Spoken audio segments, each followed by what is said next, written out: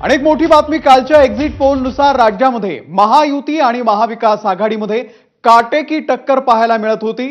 पण आज आलेल्या ॲक्सिस माय इंडियाच्या एक्झिट पोलनुसार सर्वच विभागामध्ये महायुतीचीच सरशी होणार असं चित्र सध्या दिसतंय।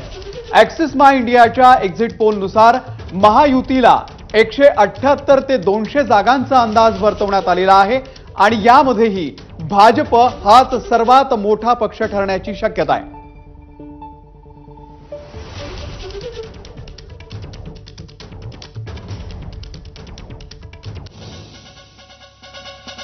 आपण आकडेवारीवरती नजर टाकूयात।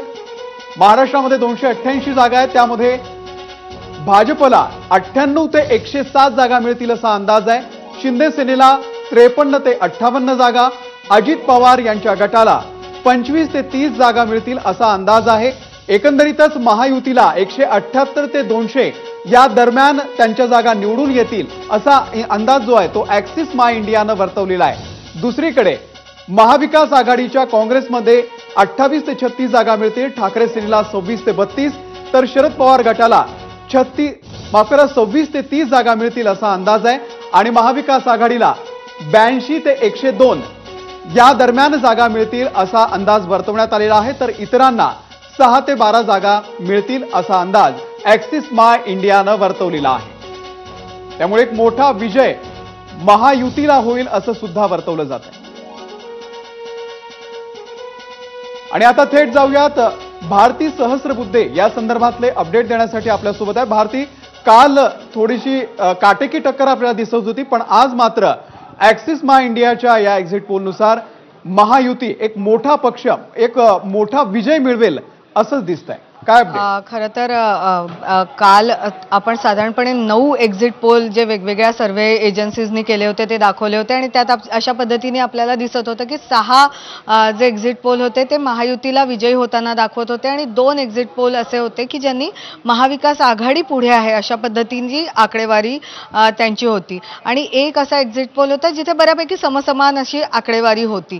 मात्र आज जे 2 एक्झिट पोल आलेले आहेत, एक ॲक्सिस माय इंडियाचा आणि दुसरा टुडेज चाणक्य। खरं टुडेज चाणक्यबद्दल सगळ्याच लोकांमध्ये उत्सुकता असते, कारण गेल्या काही वर्षात टुडेज चाणक्यचा जो एक्झिट पोल आहे तो बऱ्यापैकी जो निकाल असतो त्याच्या जवळ आलेला आहे बरेचदा। त्यामुळे या दोनही एक्झिट पोलमध्ये महायुतीला मोठं यश मिळतंय अशा पद्धतीने आकडेवारी दिलेली आहे। आता तू सांगितल्याप्रमाणे 178 ते 200 जागांचा अंदाज ॲक्सिस माय इंडियानी वर्तवलाय। तिथेच दुसरीकडे टुडेज चाणक्यांनी 175 प्लस मायनस अशा पद्धतीने अंदाज महायुतीसाठी वर्तवलाय। त्यामुळे कालच्या तुलनेतले आजचे हे 2 एक्झिट पोल हे पूर्णपणे महायुतीच्या बाजूने झुकताना आपल्याला दिसतात आहे।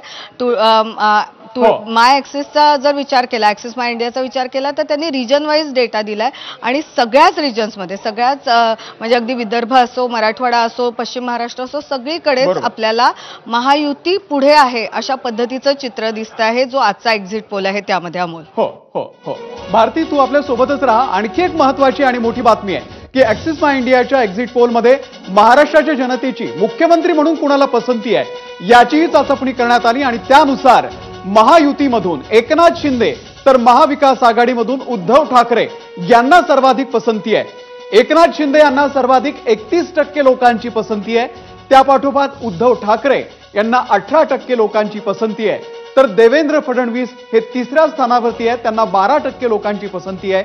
शरद पवार यांना 5%, प्रकाश आंबेडकरांना 3%, तर नितीन गडकरी, अजित पवार आणि नाना पटोलेंना केवळ 2% लोकांनी पसंती दर्शवलेली आहे। भारती, सध्या महायुतीमध्ये मुख्यमंत्री एकनाथ शिंदे आणि उपमुख्यमंत्री देवेंद्र फडणवीस यांच्यामध्ये सुद्धा आतापासूनच स्पर्धा सुरू झालेली आहे मुख्यमंत्री पदासाठी, पण लोकांच्या मनामध्ये मात्र एकनाथ शिंदे असल्याचं या एक्झिट पोलनुसार दिसतंय। काय अपडेट? अर्थात अमोल, खरं तर काल मतदान संपलं आणि आज आपल्याला बघायला मिळालं होतं की तीनही पक्षांचे जे नेते होते ते सांगत होते की आमच्या प्रत्येकाच्या कार्यकर्त्यांची इच्छा आहे की आमच्या पक्षाचा जो नेता आहे, जो मोठा नेता आहे त्याला मुख्यमंत्री पद मिळावं आणि मोठे जे नेते आहेत त्यांची प्रतिक्रिया अशा पद्धतीची होती की एकदा निकाल लागू द्या, निकाल लागलं की अगदी लगेचच सगळे जे घटक पक्ष आहेत ते एकत्र बसू आणि कुठलाही वाद होणार नाही आणि मुख्यमंत्री पदाच्या नावावर शिक्कामोर्तब होईल। मात्र हा जो एक्झिट पोल आहे ज्यात त्यांनी कोणाला पसंती मुख्यमंत्री पदासाठी हा प्रश्न विचारलेला आहे लोकांना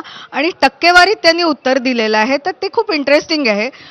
फक्त महायुतीचा विचार केला तर एकनाथ शिंदेंना 31% आणि देवेंद्र फडणवीस यांना 12%, म्हणजे पहिल्या 2 क्रमांकावर ही नावं आहेत. आणि महाविकास आघाडीचा विचार केला तर उद्धव ठाकरे यांना सर्वाधिक पसंती आहे आणि त्यात 18% लोकांनी उद्धव ठाकरे यांच्या नावाला पसंती दिली आहे. 2 नंबरचं जे नाव आहे, दुसऱ्या क्रमांकाचं जे नाव आहे ते शरद पवारांचं आहे आणि त्यांना 5% लोकांनी पसंती दिलेली आहे. काँग्रेसमधून खरं तर वारंवार नाना पटोलेंचं नाव पुढे येतं, त्यांना 2% लोकांनी पसंती दिलेली आहे. मला इंटरेस्टिंग गोष्ट वाटते ती दोन्ही महायुती आणि महाविकास आघाडीमध्ये शेवटी जो प्रश्न विचारला गेलाय लोकांना तो असा आहे की भाजपचा इतर कुठलाही नेता जर मुख्यमंत्री पदी येणार असेल तर चालेल का, तर त्याला 5% लोकांनी पसंती दिलेली आहे. म्हणजे खरं तर नितीन गडकरींना 2%, अजित पवारांना 2% लोकांची पसंती आहे.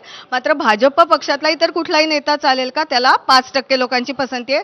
तसंच काँग्रेस पक्षाकडनं इतर कुणीही असा जो काही पर्याय होता लोकांसमोर त्या पर्यायाला साधारण 10% लोकांनी पसंती दिली आहे. म्हणजे नाना पटोलेंचं नाव यादीत आहे, पृथ्वीराज चव्हाणांचं नाव यादीत आहे आणि त्याशिवाय काँग्रेस पक्षाकडनं इतर कुठलाही नेता त्यासाठी 10% पसंती दिली आहे. त्यामुळे महायुती आणि महाविकास आघाडीचा जर विचार केला तर या पोलवरून असं दिसतंय की एकनाथ शिंदे यांना महायुतीतून पसंती या पोल नुसार आणि उद्धव ठाकरे यांना या पोल नुसार पसंती मिळताना दिसते. अमोल, एक चांगली इंटरेस्टिंग अशी ही आकडेवारी आहे. धन्यवाद भारती दिलेल्या या संपूर्ण माहितीबद्दल, या विश्लेषणाबद्दल. आणि आता बातम्यांचा वेगवान आढावा पाहूयात. विधानसभा सुपरफास्ट.